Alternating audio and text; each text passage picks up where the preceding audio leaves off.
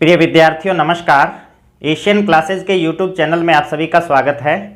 इस चैनल के माध्यम से हम अध्ययन कर रहे हैं कक्षा 12 विषय अर्थशास्त्र, अध्याय 8 चल रहा है लागत की अवधारणा।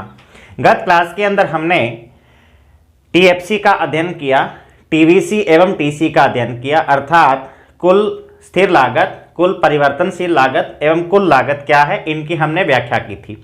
आज की क्लास में हम चलते हैं नेक्स्ट टॉपिक, औसत स्थिर लागत अर्थात एएफसी। जहां भी औसत शब्द आता है, औसत से तात्पर्य होता है प्रति इकाई लागत। तो औसत स्थिर लागत से क्या तात्पर्य है? उत्पादन की प्रति इकाई जो स्थिर लागत है उसी को हम औसत स्थिर लागत कहते हैं। अर्थात किसी भी वस्तु के उत्पादन करने में प्रति इकाई जो औसत स्थिर लागत आती है उसी को हम क्या कहते हैं? औसत स्थिर लागत कहते हैं। ठीक उसी प्रकार का फॉर्मूला इसका है जिस प्रकार से हमने पहले ज्ञात किए हैं औसत उत्पादन के अंदर। तो चूंकि ये औसत लागत है इसलिए कुल लागत, कौन सी लागत? चूंकि हम औसत स्थिर लागत की बात कर रहे हैं इसलिए क्या आएगा? औसत स्थिर लागत बटा में कुल उत्पादन, अर्थात कुल स्थिर लागत का कुल उत्पादन से अनुपात ही क्या कहलाता है? औसत स्थिर लागत कहलाता है। कुल स्थिर लागत में कुल उत्पादन का भाग देने पर जो भी मान हमें प्राप्त होगा वो क्या होगी? औसत स्थिर लागत या एवरेज फिक्स कॉस्ट। हमें ये एएफसी शब्द है ये याद रखना है। जो इंग्लिश के शॉर्ट फॉर्म के शब्द हैं उनको हमें क्या रखना है? याद रखना है, क्योंकि वक्र बनाते समय या टेबल में लिखते समय या कई बार प्रश्न भी सीधा एएफसी की परिभाषा लिखिए या टीएफसी की परिभाषा लिखिए इस प्रकार से आ जाता है। इसलिए हमें इनकी शॉर्ट फॉर्म क्या होनी चाहिए? याद होनी चाहिए। अब हम इसकी व्याख्या करते हैं एक टेबल के माध्यम से और फिर हम इसका वक्र बनाएंगे कि किस प्रकार से इसका वक्र बनेगा। देखिए, सबसे पहले हमने लिया है टेबल के अंदर उत्पादन की इकाइयां, अर्थात कुल उत्पादन किस प्रकार से बढ़ रहा है। 1, 2, 3, 4 और 5 अर्थात वस्तु की इकाइयां पहले 1 उत्पादित की जा रही है, उसके बाद 2, 3, 4 और 5। दूसरे कॉलम के अंदर हमने लिया है टीएफसी या कुल स्थिर लागत या टोटल फिक्स कॉस्ट। ये चूंकि हमने अध्ययन किया है टीएफसी का कि ये उत्पादन बढ़ने के साथ साथ परिवर्तित नहीं होती, अर्थात क्या रहती है? स्थिर रहती है। और सबसे खास बात क्या है कि ये यदि उत्पादन शून्य हो तो भी क्या रहती है? उतनी ही रहती है, फिक्स रहती है, क्योंकि उत्पादन के साथ इसका कोई संबंध नहीं होता। उत्पादन करो या ना करो फिक्स कॉस्ट लगती ही लगती है, स्थिर लागत वहन करनी ही पड़ती है उत्पादक को। उसके बाद आता है एएफसी। अब एएफसी का फॉर्मूला क्या है? चूंकि है टीएफसी बटा में क्यू, अर्थात यदि टीएफसी के अंदर उत्पादन की इकाइयों का भाग दिया जाए तो हमें क्या प्राप्त हो जाएगी? एएफसी। सबसे पहले 100 के संगत जो उत्पादन की मात्रा है वो 1 इकाई है। जब आप 100 में 1 का भाग दोगे तो हमारे पास आ जाएगा एएफसी कितना? 100। दूसरा देखिए, जब उत्पादन की इकाइयां 2 है तो टीएफसी अर्थात 100 में जब आप 2 का भाग दोगे तो दूसरी इकाई तक, कौन सी इकाई तक? दूसरी इकाई तक प्रति इकाई स्थिर लागत कितनी आएगी? 100 में 2 का भाग दोगे 50 आ जाएगा। ठीक इसी प्रकार से 100 में 3 का भाग देंगे 33.33 आ जाएगा। ठीक इसी प्रकार से 100 में 4 का भाग देंगे 25 आ जाएगा। और ठीक इसी प्रकार से 100 में 5 का भाग देंगे क्या आ जाएगा? 20 आ जाएगा। अर्थात एएफसी को हम टेबल में देखने से हमें क्या मालूम होता है कि जो एएफसी का मान है वो लगातार क्या हो रहा है? घट रहा है। एएफसी का मान लगातार घट रहा है। कैसे निकाला है? टीएफसी बटा में क्यू से। अब हम इसका एक वक्र बनाते हैं। वक्र के माध्यम से हम इसकी व्याख्या करेंगे कि इसका वक्र किस प्रकार से बनेगा और टीएफसी का मान किस प्रकार से घटता हुआ होता है। वक्र बनाने के लिए हम सबसे पहले वाई अक्ष बनाएंगे इस प्रकार से। ये हमारा वाई अक्ष है और इस अक्ष पर हमें लेना क्या है? इस अक्ष पर हमें लेना है एएफसी अर्थात औसत स्थिर लागत। इस अक्ष पर हम लेंगे एक्स अक्ष, इधर लेंगे, और इस अक्ष पर हम क्या लेंगे? उत्पादन की इकाइयां। चूंकि एएफसी का मान लगातार क्या हो रहा है? घट रहा है, तो आपका वक्र कुछ इस प्रकार से बनेगा। ये हमारा हो जाएगा एएफसी वक्र, औसत स्थिर लागत वक्र। अब इस वक्र को देखने से हमें ज्ञात होता है कि ये वक्र हाइपरबोला है, आयताकार अति परवलय वक्र है। जैसे हमने मांग की अवधारणा लेसन के अंदर इकाई लोच का मांग वक्र, कौन सा मांग वक्र, जिसके प्रत्येक बिंदु पर मांग की लोच इकाई थी, और उसको भी हमने क्या नाम दिया था, आयताकार अति परवलय मांग वक्र। ठीक उसी प्रकार से ये भी आयताकार अति परवलय इसकी संरचना है, इसकी स्ट्रक्चर कैसी है, आयताकार अति परवलय, क्योंकि लगातार एएफसी क्या हो रहा है, घट रहा है। अब इसके नीचे भी आप यदि आयत बनाओ इस प्रकार से, तो इन सभी आयत का क्षेत्रफल क्या होगा, आपस में बराबर होगा। इनको यदि आप नाम देना चाहो कि इसको दे दो पी क्यू आर, इसको दे दो एस टी और यू। जैसे एक आयत है हमारे पास पी क्यू ओ आर और दूसरी आयत है हमारे पास एस टी यू ओ।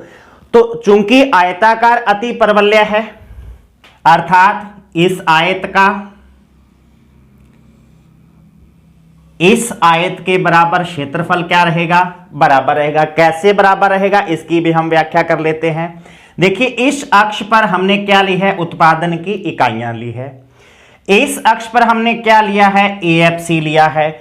इस फॉर्मूले से यदि हम टीएफसी निकालें, क्या निकालें, टीएफसी, तो क्या होगा, एएफसी के बटा में आप क्या मान सकते हो, 1 मान सकते हो। टीएफसी का तिरछा गुना करेंगे किससे हो जाएगा, 1 से, अर्थात बराबर क्या आ जाएगा, टीएफसी। एएफसी का गुना किससे होगा, क्यू से, अर्थात हमारे पास आ जाएगा एएफसी गुना में क्यू। अब चूंकि टीएफसी क्या रह रहा है, स्थिर रह रहा है, प्रत्येक एएफसी के मान के संगत टीएफसी का मान क्या है, स्थिर है, क्योंकि कितना है, प्रत्येक मान 100 है। और ये एएफसी और क्यू क्या है, देखिए इस आयत में एएफसी क्या है, इसकी हम लंबाई मान सकते हैं, और क्यू क्या है, इसकी चौड़ाई मान सकते हैं। तो लंबाई गुना चौड़ाई क्या हो जाएगा, आयत का क्षेत्रफल। ठीक इसी प्रकार से इस आयत के अंदर देखिए, इसमें आप ओ यू को क्या मान सकते हो, लंबाई या चौड़ाई जो भी। ठीक इसी प्रकार से ओ एस, ये भी क्या हो जाएगी, लंबाई या चौड़ाई। तो लंबाई गुना में चौड़ाई, ये भी क्या हो जाएगा, आयत का क्षेत्रफल।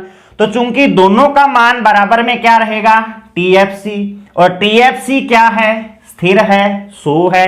अर्थात यदि आप पहली आयत के लिए लेते हो पी ओ गुना में ओ आर, पी ओ गुना में ओ आर, ठीक इसी प्रकार से दूसरी आयत के लिए लेते हो ओ एस गुना में ओ यू, ओ एस गुना में ओ यू, दोनों के बराबर क्या रहेगा, स्थिर रहेगा। अब ये भी आयत का क्षेत्रफल है, कौन से वाली का, इसका, और ये भी आयत का क्षेत्रफल है, कौन से वाली का, इसका। अब दोनों चूंकि आयत के क्षेत्रफल हैं और दोनों क्या है, किसके बराबर आएगा, दोनों का गुना। इसमें भी टीएफसी के बराबर जो कितना है, 100 है, इसमें भी टीएफसी के बराबर जो कितना है, 100 है। अर्थात क्या हुआ, क्षेत्रफल बराबर हुआ। और जब आयत का क्षेत्रफल बराबर है, इसका मतलब ये वक्र कैसा है, आयताकार अति परवलय या हाइपरबोला। तो दूसरा वक्र कौन सा, हाइपरबोला। एक तो इकाई लोच का मांग वक्र था और दूसरा एएफसी वक्र। प्रश्न आ जाए कि हाइपरबोला वक्रों के उदाहरण दो, तो हमें क्या लिखना है, एक तो आयताकार अति परवलय मांग वक्र कौन सा है, एएफसी वक्र, और दूसरा कौन सा है, ऐसा मांग वक्र जिसके प्रत्येक बिंदु पर मांग की लोच क्या होती है, इकाई होती है। तो ये था। अब इसमें देखिए लगातार एएफसी का मान क्या हो रहा है, घट रहा है। तो ये थी औसत स्थिर लागत या एएफसी, इसकी टेबल, सारणी का उदाहरण एवं इसका वक्र। अब हम चलते हैं औसत परिवर्तनशील लागत पर। चलते हैं औसत परिवर्तनशील लागत।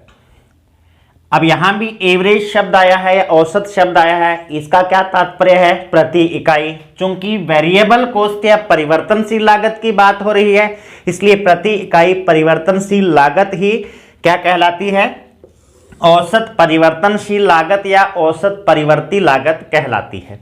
औसत परिवर्तनशील लागत फॉर्मूला क्या हो जाएगा, कुल परिवर्तनशील लागत बटा में कुल उत्पादन। जैसे हम औसत निकालते हैं कि संख्याओं का योग बटा संख्याओं की संख्या, ठीक उसी प्रकार से है एबीसी या एवरेज वेरिएबल कॉस्ट या औसत परिवर्तनशील लागत बराबर क्या हो जाएगा, टीवीसी बटा में क्यू, प्रति इकाई औसत परिवर्तनशील लागत या प्रति इकाई परिवर्तनशील लागत, इसी को हम क्या कहेंगे, औसत परिवर्तनशील लागत। अब हम इसके टेबल के सारणी या आंकड़ों पर चलते हैं, इनकी व्याख्या करते हैं। हमने पढ़ा था टीवीसी के अंदर, क्या पढ़ा था, टीवीसी का हमने वक्र बनाया था, वो कुछ इस प्रकार से बना था, आपको याद होगा बहुत अच्छी तरह से। तो हमने इसमें लिखा था कि पहले ये घटती दर से बढ़ती है और उसके बाद बढ़ती दर से बढ़ने लग जाती है। तो टीवीसी के उसी प्रकार से हमने डाटा लिए हैं, आंकड़े लिए हैं। किसी भी सारणी के डाटा को आपको रटने की आवश्यकता नहीं है, आप अपनी मर्जी से डाटा ले सकते हो, लेकिन आपके डाटा नियमानुसार सही होने चाहिए, रेखा चित्र या वक्र से मेल खाने चाहिए। तो हमने यहां पर डाटा लिए हैं टीवीसी के, और एबीसी इससे हमें क्या करना है, ज्ञात करना है। कैसे ज्ञात करेंगे, चूंकि एबीसी का फार्मूला है टीवीसी बटा में क्यू, अर्थात प्रत्येक टीवीसी के मान में उत्पादन की कुल मात्रा का भाग देंगे। चूंकि ये 0 है तो पहला मान क्या आ जाएगा, 0 आ जाएगा। ठीक इसी प्रकार से 100 के अंदर 1 का भाग दिया, 100 आ गया। ठीक इसी प्रकार से 180 में 2 का भाग दिया, 90 आ गया। 240 में 3 का भाग दिया, 80। इसी प्रकार से 280 बटा में 4 से 70, 370 बटा में 5 से 74, 480 बटा में 6 से 80 और 630 बटा में 7 से 90।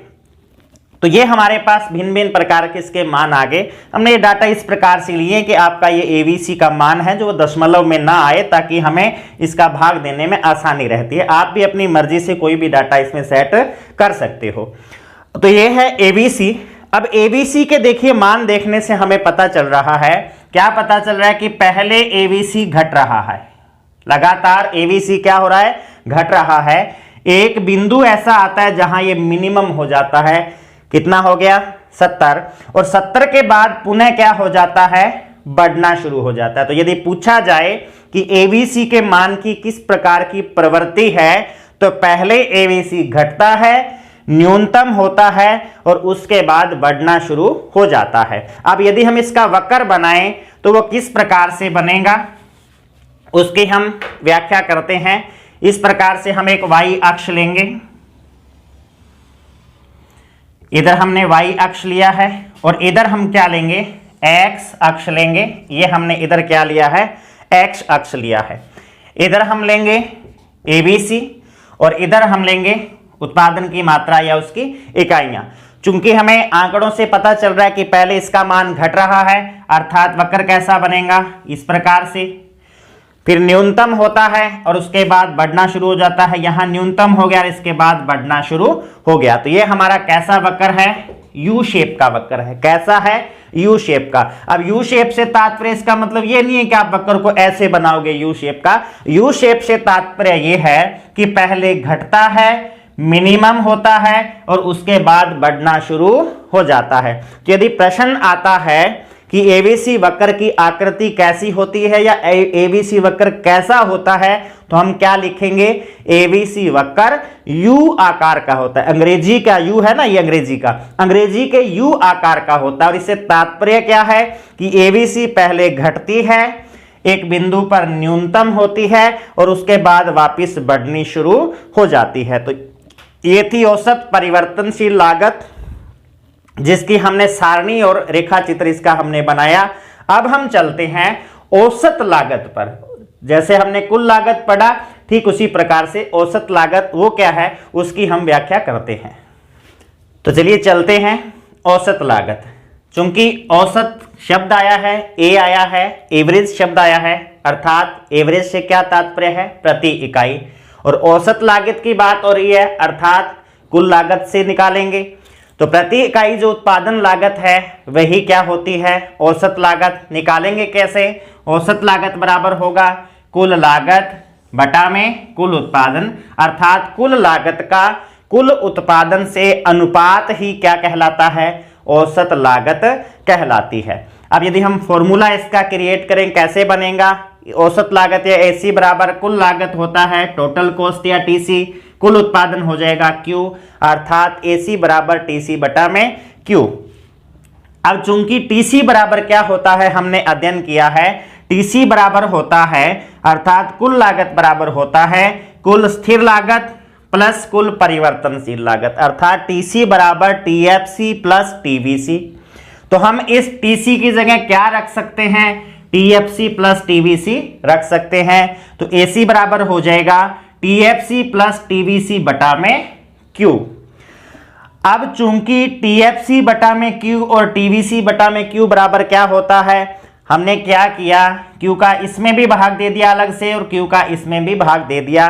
AC बराबर हमने लिखा TFC बटा में Q प्लस TVC बटा में Q। अब TFC बटा में Q बराबर क्या होता है, हमने अभी अध्ययन किया, कुल स्थिर लागत बटा में उत्पादन मात्रा होता है औसत फिक्स कॉस्ट या औसत स्थिर लागत। इसी प्रकार से TVC बटा में Q बराबर होता है ABC अर्थात औसत परिवर्तनशील लागत। तो इन दोनों का योग भी किसके बराबर होगा, औसत लागत के, अर्थात औसत लागत क्या होती है, औसत स्थिर लागत प्लस औसत परिवर्तनशील लागत। ये पार्ट मेरे ख्याल से सब बच्चों को समझ में आ गया होगा। इसकी हमने विस्तार से आगे चर्चा इसलिए की है कि कई बार प्रश्न आ जाता है कि औसत लागत एवं औसत स्थिर लागत, औसत परिवर्तनशील लागत में संबंध क्या है। तो यदि संबंध का प्रश्न कहीं भी आता है तो हमें उसकी समीकरण लिखनी होती है। ये ध्यान रखना, यदि प्रश्न आए इस प्रकार का कि इनमें संबंध क्या है तो हमें इसकी समीकरण लिख के इसकी व्याख्या करनी होती है। नीचे हम लिख सकते हैं अर्थात जो औसत लागत है वो औसत स्थिर लागत एवं औसत परिवर्तनशील लागत के योग के बराबर होती है। बाकी हम रेखा चित्र में इसकी व्याख्या करेंगे तो वहां जब इसका वक्र बनाएंगे तो वहां इसके संबंध की व्याख्या करेंगे कि कौन सा मान कब परिवर्तित हो रहा है, किस प्रकार से परिवर्तन का उनका आपस में संबंध है। और यदि वन लाइन का क्वेश्चन आए तो हमें इसकी क्या लिखनी होती है, समीकरण लिखनी होती है। तो आपको ये समीकरण लिखनी है, वहां पर समझ आ गया होगा मेरे ख्याल से। जस्ट हमने जो पहले अध्ययन किया है वही मान यहां पर शिफ्ट किए हैं, ट्रांसफर किए हैं। अब हम चलते हैं, इसका वक्र किस प्रकार से बनेगा, वक्र बनाते हैं। AC का वक्र भी ठीक उसी प्रकार से बनेगा, U शेप का, जैसे ABC का बना था। ये हमने Y अक्ष ले लिया इधर और इधर हमने X अक्ष ले लिया। इस अक्ष पर हम ले लेंगे AC या औसत लागत और इस अक्ष पर हम ले लेंगे उत्पादन की इकाइयां। इस प्रकार से आपका वक्र बनेगा। U शेप का कौन सा वक्र है, AC वक्र है। U शेप से तात्पर्य है कि पहले घटती है, मिनिमम होती है और उसके बाद बढ़ना शुरू हो जाती है। ये कब तक घटती है एवरेज कॉस्ट, जब तक एवरेज प्रोडक्शन बढ़ता है, अर्थात जब तक हमने एवरेज प्रोडक्शन कर्व बनाया था। इस प्रकार से आपको याद होगा उत्पादन की अवधारणा के लेसन में हमने AP वक्र बनाया था इस प्रकार से, AP वक्र। अब जब तक प्रतिफल बढ़ रहा है अर्थात AP के मैक्सिमम होने तक, यदि इसकी लागत की उत्पादन से हम कंपैरिजन करें, तुलना करें, तो इसको हम यदि ठीक इसके ऊपर बनाते हैं इस प्रकार से, बिल्कुल यदि जस्ट समझने के लिए कि प्रतिफल से तात्पर्य क्या है, क्योंकि लागत से ही क्या होता है, उत्पादन होता है ना। तो अर्थात जब तक लागत घट रही है इसका मतलब उत्पादन क्या हो रहा है, उत्पादन, इसको हम क्या कहेंगे, प्रतिफल कहेंगे। क्या कहेंगे, प्रतिफल। तो जब तक प्रतिफल बढ़ रहा है, ये किस कारण से बढ़ रहा है, जब तक लागत घट रही है। और जैसे ही लागत बढ़ना शुरू हो जाएगी प्रतिफल गिरना शुरू हो जाएगा। तो AP के वक्र में या औसत जो उत्पादन था उसका वक्र हमने जब अध्ययन किया था तो उसमें हमने इसको उल्टे U शेप का बनाया था। यदि प्रश्न आता है कि AP और MP वक्र कैसे होते, तो ये उल्टे U शेप के होते हैं, क्योंकि पहले बढ़ते हैं, मैक्सिमम होते हैं और उसके बाद गिरने शुरू होते हैं। तो प्रतिफल बढ़ने का तात्पर्य कि लागत का घटना। तो जब तक लागत घटती है तब तक प्रतिफल क्या होता है, बढ़ता है। और जैसे ही लागत बढ़ने लग जाती है वैसे ही प्रतिफल क्या हो जाता है, घटने लग जाता है। तो जब तक प्रतिफल घटेगा तब ये बढ़ेगा। तो ये था औसत लागत वक्र। आज की क्लास में बस इतना ही। नेक्स्ट क्लास में हम सीमांत लागत का अध्ययन करेंगे और समस्त प्रकार की लागत को हम एक ही वक्र में प्रदर्शित करेंगे कि किस प्रकार से उनका आपस में क्या संबंध होता है। धन्यवाद।